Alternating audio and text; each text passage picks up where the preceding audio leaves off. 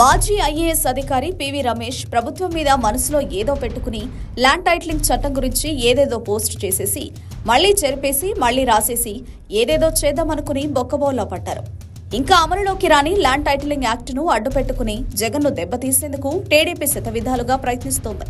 ఇందుకు మీడియా తోడైంది. ఇప్పుడు మాజీ అధికారులు కూడా కలిసి వస్తున్నారు. రిటైర్డ్ ఐఏఎస్ అధికారి పివి రమేష్ అదే పని చేశారు, కానీ దొరికిపోయారు.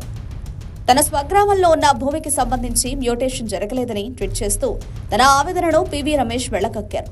అంతలోనే మళ్లీ దాన్ని సరిదిద్దేసి ఇంకా ఆ ల్యాండ్ టైటిలింగ్ చట్టం అమల్లోకి రాకముందే ఇలా జరిగింది అంటూ ఇంకో 2 పదాలు కలిపి మళ్లీ పోస్టు చేశారు. దీంతో కొందరు దానికి సమాధానంగా అసలు ఆ చట్టం అమల్లోకి రాకపోతే నీకెలా అన్యాయం జరుగుతుంది అంటూ ప్రశ్నల వర్షం కురిపించడంతో ఆయన సమాధానం ఇవ్వలేక సైలెంట్ అయ్యారు. ఇదిలా ఉండగా కృష్ణా జిల్లా వీణకోట గ్రామంలో తనకు వారసత్వంగా వచ్చిన భూమికి సంబంధించి ఉన్న సమస్య మీద ఆయనకు అధికారులు వివరణ ఇచ్చారు. ఆ భూమిలో పివి రమేష్ తో పాటు ఆయన సోదరులకు కూడా భాగం ఉందని, ఈ క్రమంలో భూమి మ్యూటేషన్ కోసం వారు కూడా దరఖాస్తు చేసుకోవాలని అధికారులు వివరించారు.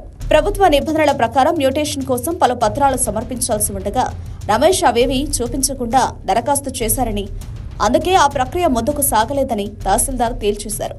దీంతో అనవసరంగా ఎల్లో మీడియా ట్రాప్ లో పడి పరువు పోగొట్టుకున్నారని ఆయన నెటిజన్స్ విమర్శిస్తున్నారు. ఆయన భూముల మ్యూటేషన్ దరఖాస్తును తహసీల్దార్ సరదాగా ఏమీ తిరస్కరించి ఉండరు. ఏదో వివాదం ఉండే ఉంటుంది. అది బయటకు వస్తే అసలు విషయం ఏమిటన్నది తేలుతుంది.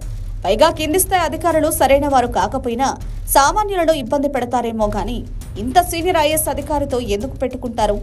కాబట్టి పివి రమేష్ తన గోతిని బయట పెట్టకుండా జగన్ సర్కార్పై అబండాలు వేస్తున్నారు.